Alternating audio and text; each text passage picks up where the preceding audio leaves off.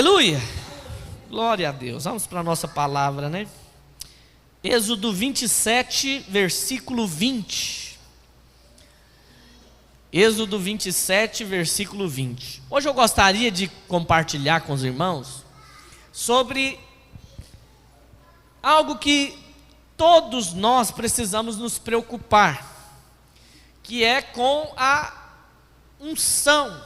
Diga comigo, unção. Às vezes a gente fala muito de unção, né, de mover do Espírito, mas não compreendemos que nós, como servos de Deus, temos parte em gerar esse ambiente de unção. E na Bíblia, a unção, ela é caracterizada por algumas coisas. Você vai ver ali a unção sendo tipificada pelo óleo. Muitas vezes é falado do óleo fresco, né, da unção. O óleo, como o óleo que desce, né, na barba de Arão, é o óleo representando a unção, né? Mas também fala do azeite. O azeite também representa vida, representa unção. Mas antes de falarmos mais sobre o azeite, eu gostaria de ler com você esse texto. Olha o que diz: ordenarás aos filhos de Israel que te tragam azeite puro de oliveira, batido para o candelabro, para que haja lâmpada acesa continuamente. Na tenda da congregação, fora do véu, que está diante do testemunho, Arão e seus filhos a conservarão em ordem, desde a tarde até pela manhã perante o Senhor. Estatuto perpétuo será este a favor dos filhos de Israel pelas suas gerações. Tem também na linguagem de hoje, NTLH, não sei se tem aí a versão, mas se não tiver, não tem problema. Diz assim, é o mesmo texto, só que na linguagem de hoje. Diz o seguinte: Moisés, mande que os israelitas lhe tragam o melhor azeite. Diga comigo, o melhor azeite. Tragam o melhor azeite para o candelabro, a fim de que ele possa ser aceso todas as tardes. Arão e os seus filhos colocarão o candelabro na tenda da minha presença, do lado de fora da cortina que está na frente da arca da aliança. O azeite ficará ali queimando na minha presença, desde a tarde até de manhã. Essa ordem deverá ser obedecida para sempre, pelos israelitas e pelos seus descendentes. Preste atenção, esse texto é um texto que fala da importância do candelabro. O que era o candelabro? Era uma peça que ficava ali no santo lugar, né? Antigamente Deus habitava num lugar chamado tabernáculo, né? Dentro de uma arca chamada Arca da Aliança, que ficava no Santo dos Santos. Mas antes de entrar no Santo dos Santos, tinham outros móveis. Tinha a mesa dos pães, tinha o altar do incenso e tinha ali também o candelabro. Na parte de fora tinha a bacia de bronze e o altar do sacrifício. Mas eu não tenho tempo de falar de todos os utensílios aqui, mas hoje eu gostaria de falar da importância do candelabro. Não sei se você sabe o que é um candelabro. É uma haste de ouro, que ela tinha 7 braços, e nesses 7 braços eram colocadas ali lâmpadas, né?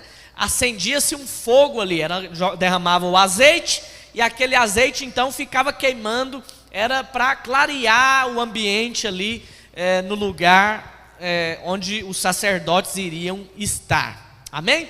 Então, esse azeite, é importante a gente falar que ele era uma oferta dos filhos de Israel, para que esse candelabro permanecesse aceso continuamente. O texto é claro em dizer isso, né? Para que ele ficasse aceso de uma forma contínua. Mas antes de falar do azeite, eu gostaria de falar um pouquinho mais sobre o candelabro. Qual que é o significado do candelabro? Ou candeeiro, como algumas traduções falam, né? Ou castiçal de ouro. Todas essas palavras são sobre o mesmo utensílio, né? Eu decidi chamar aqui de candelabro. Vamos ler o que significa o candelabro. Apocalipse 1, versículo 12. Apocalipse 1, versículo 12.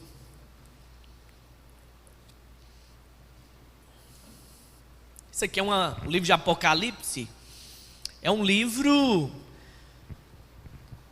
de profecias, né? João foi e viu, né? Foi dado a João cada uma dessas revelações aqui. Diz assim, Apocalipse 1, 12. Voltei-me para ver quem falava comigo, e voltando vi 7 candeeiros, aqui é candeeiros, 7 candelabros de ouro, e no meio dos candelabros um semelhante ao Filho do Homem, com vestes talares e cingido, à altura do peito com uma cinta de ouro. Então está falando aqui, esse semelhante ao Filho do Homem é o próprio Jesus. Diz que ele estava cingido com vestes talares, né? E à altura do peito tinha uma cinta de ouro, e ele andava entre os candelabros, entre os candeeiros. Agora, pastor, não fala aí o que significa o candelabro, mas a Bíblia é tão poderosa que ela mesma explica o significado das coisas. Uma vez eu vi um pastor falando que não precisava de você preocupar em ler Apocalipse, porque nem ele entendia, né? Então nenhum membro poderia ler e precisava ler. Mas eu digo para você e reforço, o livro de Apocalipse é um livro muito simples, você vai lendo, ele mesmo vai se explicando. Então o que significa o candelabro? Vai para o verso 20, versículo 20, ainda no capítulo 1. Diz assim: quanto ao mistério das 7 estrelas, que viste na minha mão direita, e aos 7 candeeiros de ouro, ou candelabros de ouro, as 7 estrelas são os anjos das 7 igrejas. Diga comigo, as estrelas são os anjos das 7 igrejas. Mas olha o que fala ali, os 7 candeeiros são o que, meus irmãos? As 7 igrejas. Então o candelabro são as igrejas, né? São as igrejas. Esses candelabros aqui que Jesus passava pelo meio deles eram as igrejas. São igrejas.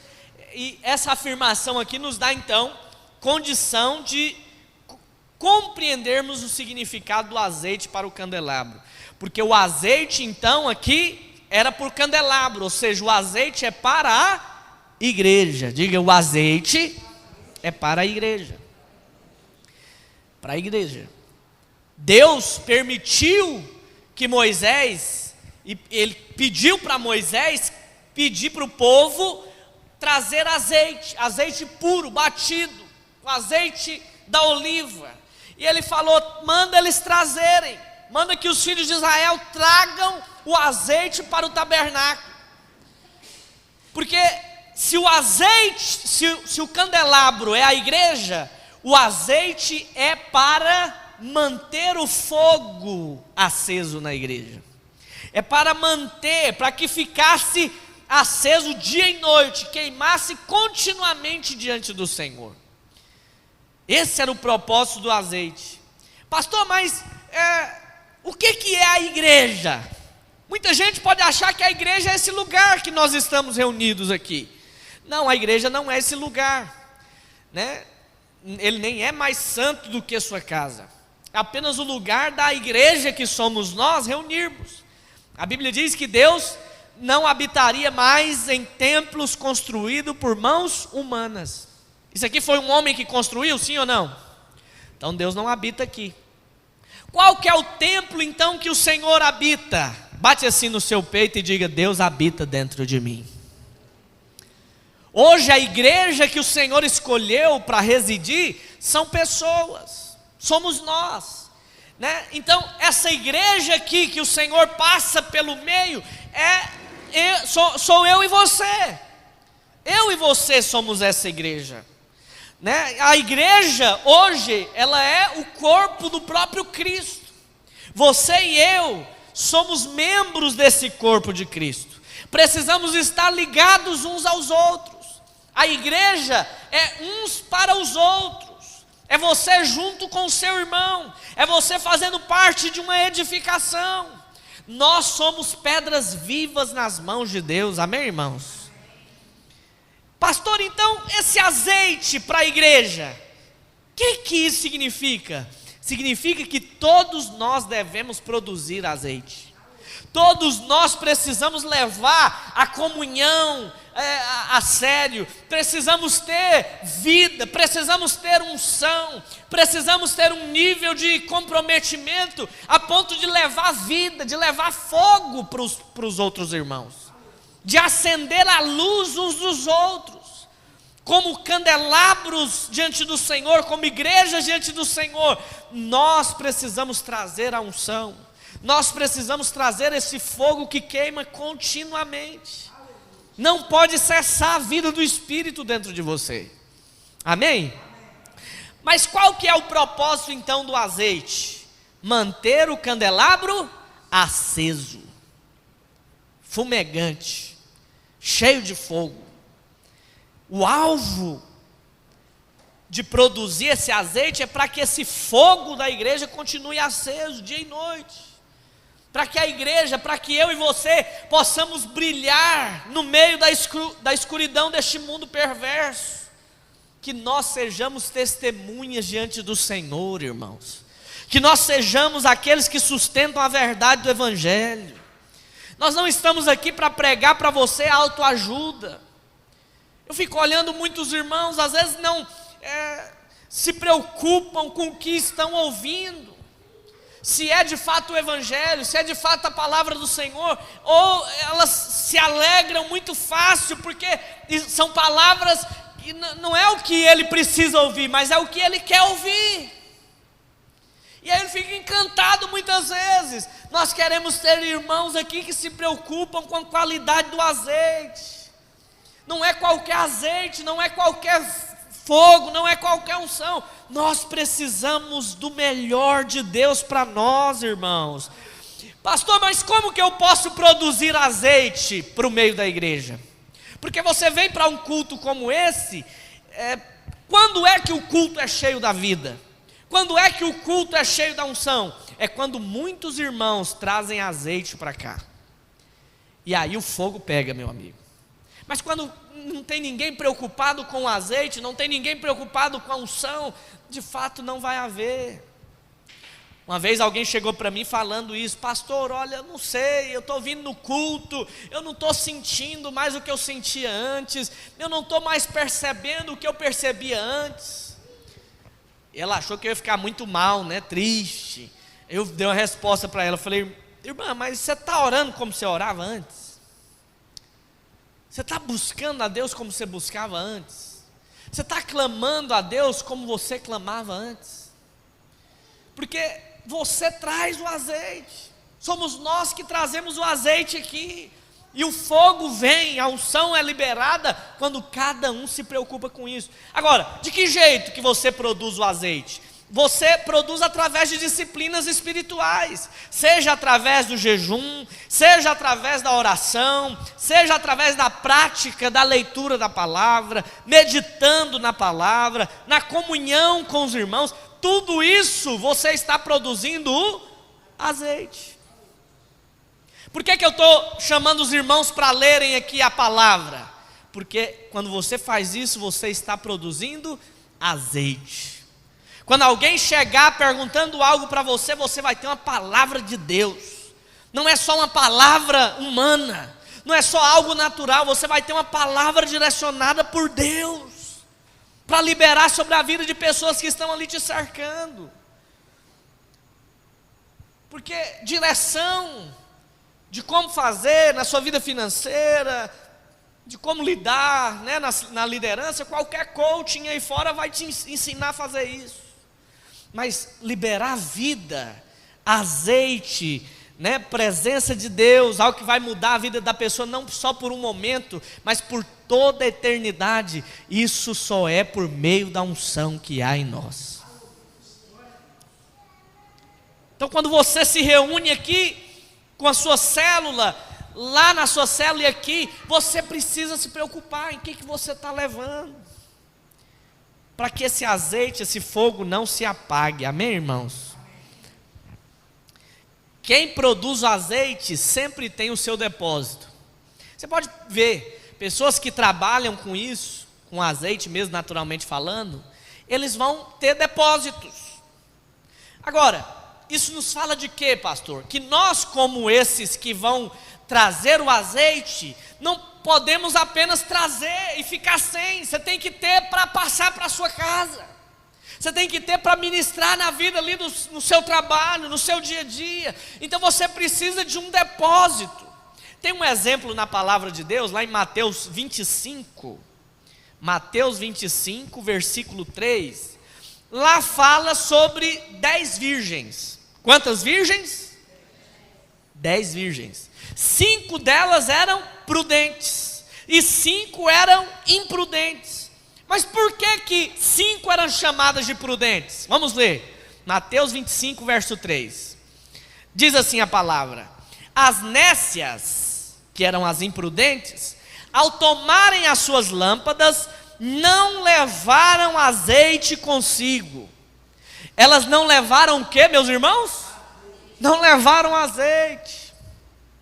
As prudentes, entretanto, além das lâmpadas, levaram azeite nas vasilhas. Preste atenção na diferença das virgens nécias para as prudentes. As nécias não se preocuparam em levar o azeite, não se preocuparam em carregar consigo o azeite. Quando o noivo veio, elas foram encontradas sem o azeite, com a lâmpada apagada.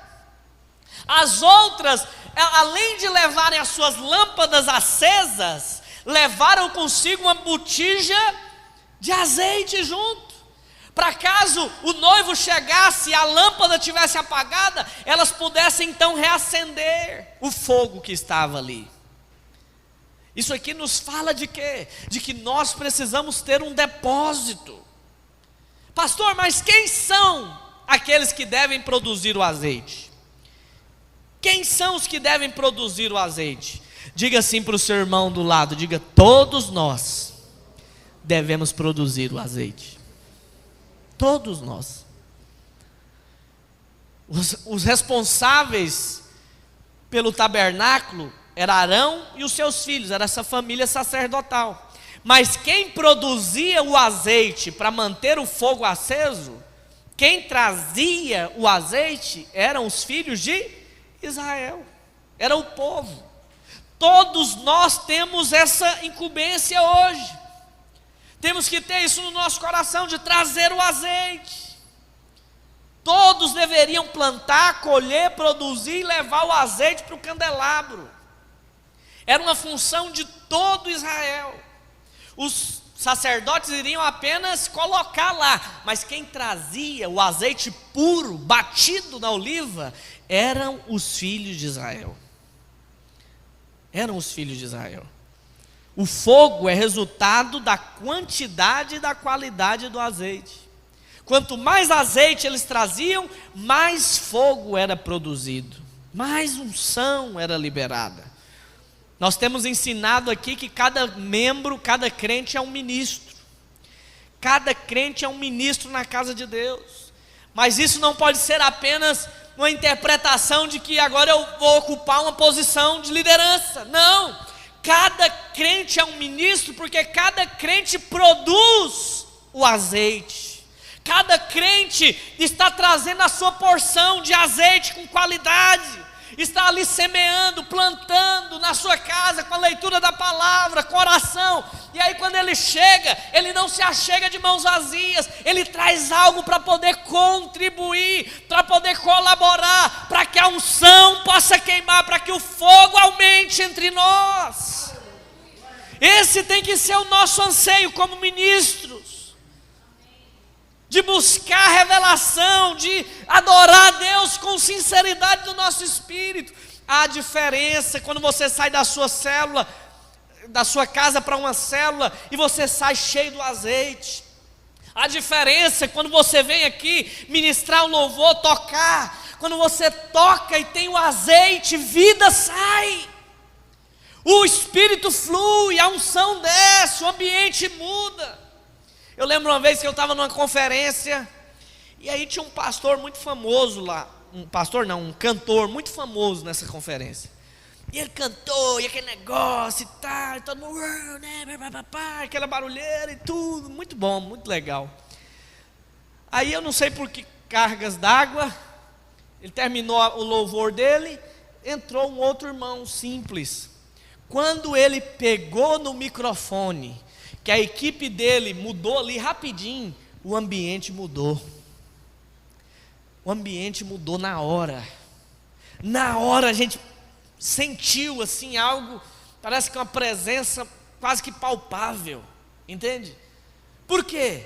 Azeite estava ali.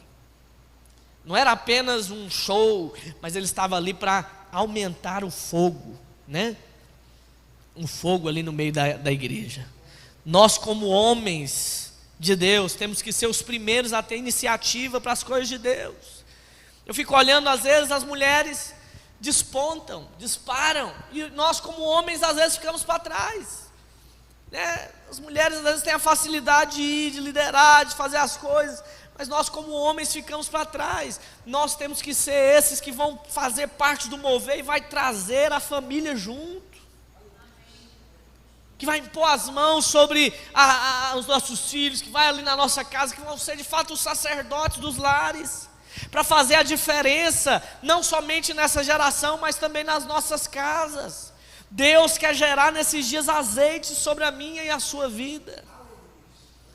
Tem um texto que eu gosto muito, 1 Tessalonicenses 5,16. 1 Tessalonicenses 5,16. Olha o que diz. E aí, o irmão está rápido aí ou está demorando ainda, irmão? Ixi, 1 Tessalonicenses 5,16. Diz assim: regozijai-vos sempre. O que é regozijar? Alegrai-vos sempre. Tenha uma alegria. Verso 17: orai sem cessar.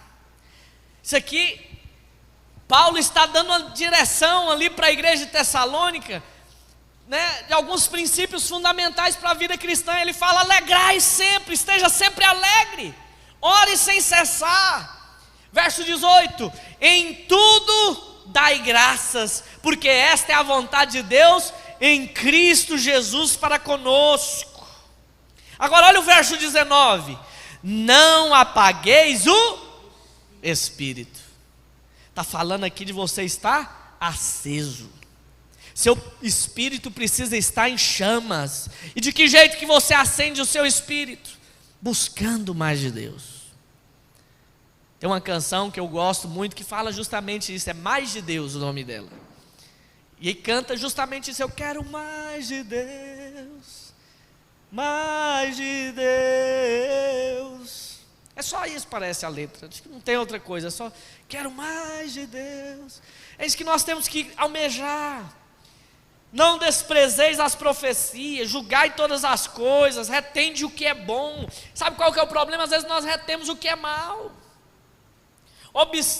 Abstende-vos de toda forma de mal. Essa é a direção aqui no texto. Não apagues o espírito, seja sempre alegre, dê graças, porque tudo que você tem recebido é da vontade de Deus em Cristo Jesus, né? Julgai o que é bom e se afaste do que é mal.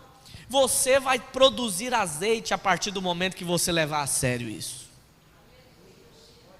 Amém, irmãos?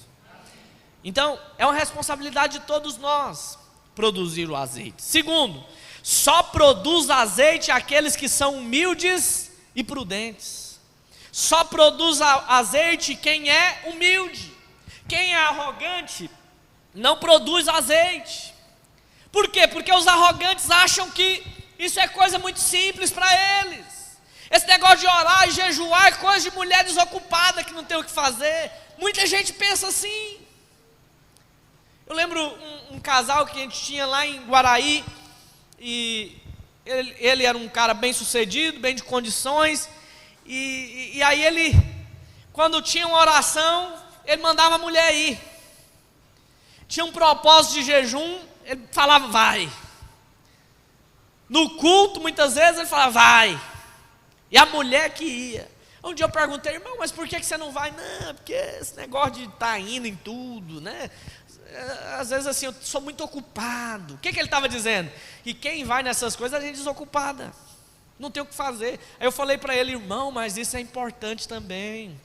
Assim como é importante você fechar um negócio, né, fazer ali algo, é importante você estar ali também orando. Não basta apenas sua esposa ir, você precisa estar ali junto também, produzindo azeite, crescendo, avançando. Quantos de nós, às vezes não temos essa humildade, não temos essa obediência? Deixa eu te falar algo, obediência é algo simples. Obediência é algo simples. Mas é difícil de praticar.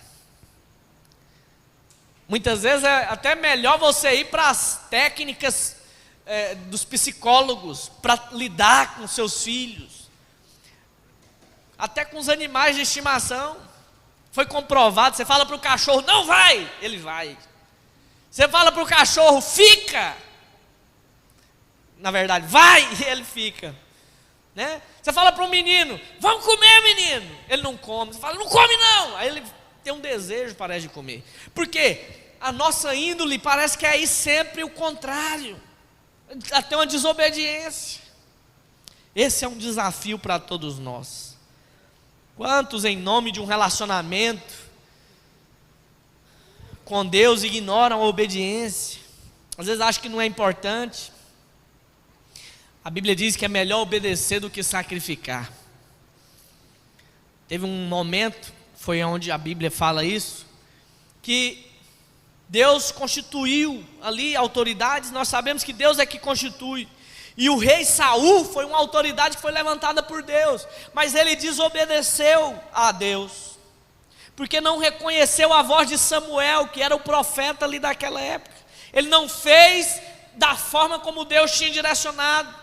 Deus tinha direcionado para derrotar tudo do inimigo, não é para trazer nada. E ele viu o gado, viu que o gado era muito bonito, falou, nossa, é um desperdício matar esses bichos aqui. Sabe o que eu vou fazer? Vou levar e vou surpreender a Deus. Vou fazer um sacrifício para Deus, com esse gado bonito, maravilhoso. Mas qual que era a ordem? Tem que destruir tudo. Ou seja, ele teve uma boa ideia, sim ou não, irmãos? De sacrificar a Deus? Naquela época era importante isso, era honrar a Deus. Mas ele estava sacrificando algo que não lhe custava nada. Estava pegando um exército inimigo, e sendo que Deus tinha falado para destruir. Aí olha só o que Deus fala. 1 Samuel capítulo 15, versículo 22. 1 Samuel 15, 22. Diz assim: porém Samuel disse, Samuel era o profeta ali, né, na época, tem porventura o Senhor tanto prazer em holocaustos e sacrifícios, quanto em que se obedeça a sua palavra? Olha o que ele está perguntando. Deus tem tanto prazer assim em sacrifício, que vá além do que ele te falou? Aí diz, eis que o obedecer é melhor do que sacrificar, e o atender melhor do que a gordura de carneiros. Verso 23, porque a rebelião é como o pecado de feitiçaria, e a obstinação é como a idolatria e o culto a ídolos do lar. Visto que rejeitaste a palavra do Senhor, Ele também te rejeitou a ti, para que não sejas rei. Veja só, ele perdeu o reinado porque desobedeceu. Aqueles que obedecem provam da vida que emana do fogo na casa de Deus. Mas aqueles que ignoram muitas vezes ali as direções que são dadas pelo Senhor, também serão ignorados pelo Senhor naquele dia. Quantos naquele dia vão chegar dizendo, Senhor, Senhor, em Teu nome não expulsamos demônios, Senhor, Senhor, em Teu nome não fizemos isso, não fizemos aquilo. E a Bíblia fala o que, meus irmãos? Que o Senhor vai olhar e vai falar, aparta de mim que eu nem te conheço. Isso aqui é gente, é crente que está fazendo a obra de Deus. Quem que expulsa demônio? É gente que está dentro da igreja. Mas ele fez algo que talvez ali ajudou uma pessoa, Mas não sei por que ele vai ser rejeitado, se é porque ele não deu a glória para Deus, se é porque ele fez apenas para ser visto, se é porque ele fez apenas para uma glória dele, porque ele estava montando um império para ele. Eu não sei por que ele vai ser rejeitado, mas tem muita gente naquele dia que vai chegar com os bois para sacrificar para Deus, e Deus vai falar: eu nem te pedi isso. Pastor, então de que jeito que eu sei que eu estou fazendo a vontade de Deus? Faça aquilo que Deus pediu para você fazer. Creia no sacrifício de Jesus. No Novo Testamento diz: um novo mandamento vos dou, que creiais naquele que foi enviado a vós. Qual que é o mandamento que Deus tem para você? Creia no Senhor Jesus. Creia no sacrifício que Cristo fez por você. Quem está me entendendo aqui, diga aleluia. Há uma unção que pode ser liberada sobre nós. Precisamos ter disciplinas espirituais. Precisamos conhecer a palavra de Deus. Você conhece a palavra estando aqui no culto. Você conhece a palavra estando na célula. Você conhece a palavra mais estando num curso. Tenha esse anseio no seu coração. Amém, meu irmão? Terceiro, para produzir azeite, precisa da compreensão de que fazemos parte de um propósito. Só vai produzir o azeite quem entendeu qual que é o propósito dele. Só vai buscar na palavra, só vai orar, só vai de fato ter disciplinas ali espirituais, aqueles que entenderam qual é o propósito de Deus. E o propósito de Deus é ter pessoas que não estão apenas trabalhando para Ele, mas que estão fazendo parte dessa obra. Não é só pessoas fazendo coisas para Ele, são pessoas que estão fazendo parte desse mover. Tudo que você faz contribui para o propósito de Deus ser realizado. Tudo que você faz aqui na obra, seja oração, seja leitura da palavra, seja estar ali influenciando na célula, como o Dadinho falou aqui, né, nas células de crianças. Às vezes ninguém dá nada, mas tem pessoas aqui acreditando na próxima geração. Quando você faz isso, você está levantando novos líderes, novas pessoas para as próximas gerações. Eu fico olhando isso lá em Palmas, que é uma igreja que já tem mais tempo. Você vê ali pessoas crianças que foram nas células, que pessoas cuidaram, né, e foram se tornando grandes homens de Deus, grandes líderes, grandes empresários segundo o coração de Deus. Você contribui também com o seu dízimo, com as suas ofertas. Quando você faz isso, você está sustentando o crescimento dessa obra. Conta-se a história de 3 pedreiros. E aí alguém chegou para o primeiro pedreiro e perguntou: o que é que você está fazendo? Ele falou: eu estou assentando tijolos. Aí ele continuou andando, viu um mais na frente, perguntou: o que é que você está fazendo? Ele falou: eu estou construindo uma parede. Aí andou mais um pouquinho, viu o último, falou: o que é que você está construindo? O que é que você está fazendo? Eu estou levantando um palácio. Preste atenção na diferença. Eles estavam construindo no mesmo lugar, mas o que mudava? A visão que eles tinham com a obra que eles estavam edificando. Nós não estamos aqui apenas para assentar um tijolo, não estamos aqui apenas levantando uma parede, nós estamos aqui construindo uma casa para Deus. Estamos aqui para fazer aquilo que agrada ao Senhor. E o propósito de Deus é viver essa vida em comunidade, como igreja, onde um e o outro está envolvido em unidade, onde um irmão ajuda o outro, onde um irmão abençoa o outro. Esse tem que ser o nosso coração, amém, irmãos? Não tem a ver com o que você gosta de fazer, e sim com o que Deus quer que você faça. Muitos de nós, às vezes, quando chegamos na vida da igreja, queremos acrescentar apenas aquilo que achamos interessante, o que tem facilidade, prazer em fazer, mas não nos preocupamos muitas vezes no que é a vontade de Deus. Hoje eu li uma frase, não sei aonde, eu gosto de ver às vezes os status, mas eu vi uma frase e eu achei interessante, não sei se é realmente assim, mas mais ou menos nesse sentido, que diz que, deixa eu tentar lembrar melhor aqui para mim não falar errado, né?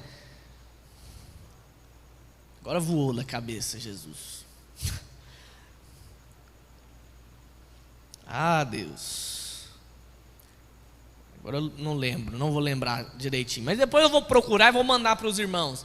Mas era basicamente o seguinte, que você está ali envolvido em fazer aquilo que é a vontade de Deus. E não apenas aquilo que é a sua própria vontade. Muitas vezes aquilo que é a sua vontade é algo simples. Mas o que é a vontade de Deus vai ser sempre maior do que o que você acha que poderia fazer.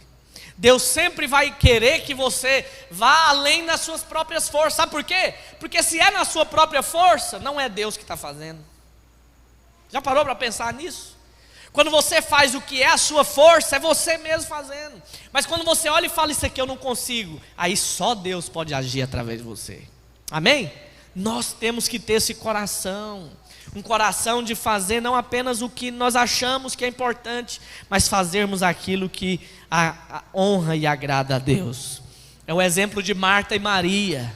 Jesus chegou na casa de Maria, e aí Maria se lançou aos pés de Jesus e ficou ali ouvindo.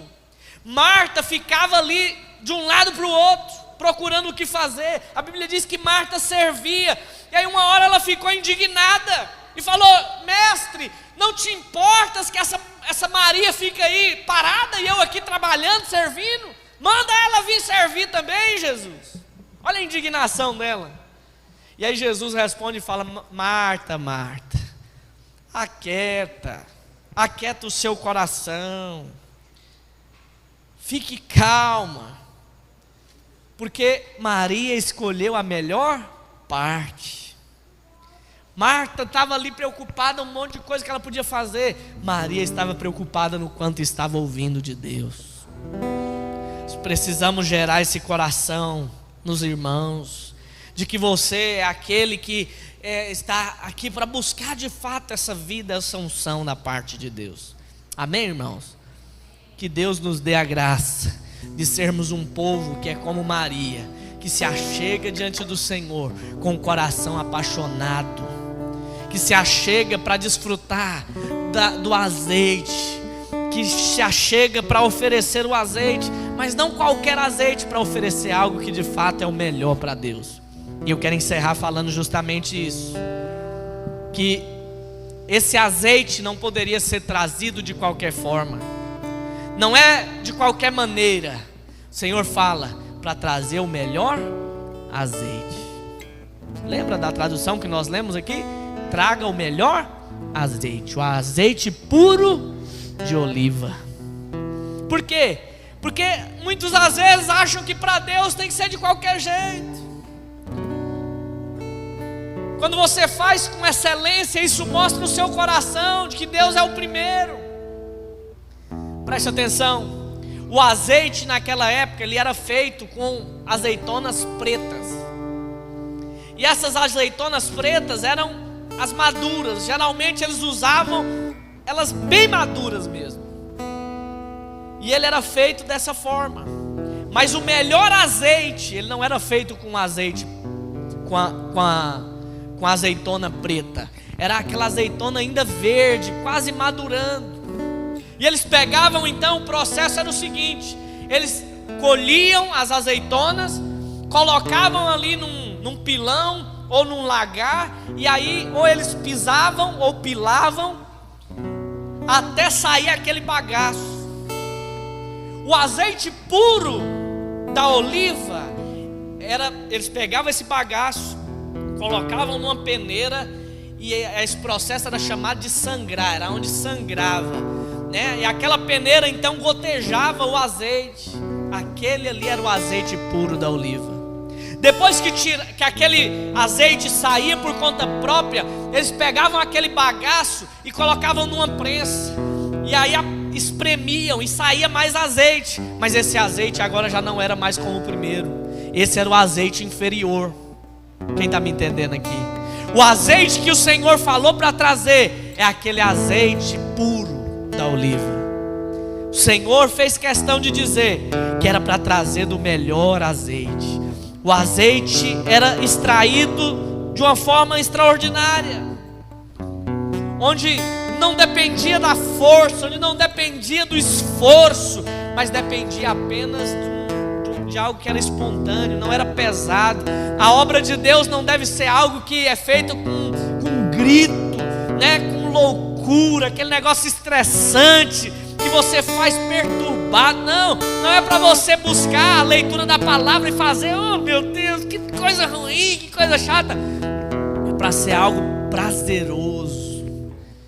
Não vai sangrar em você nada, não vai doer nada em você, vai ser algo que vai fluir espontaneamente. É esse azeite que o Senhor está falando para nós trazermos aqui. Amém, irmãos? Hoje nós não estamos aqui construindo algo que é natural apenas, estamos aqui construindo algo que é espiritual.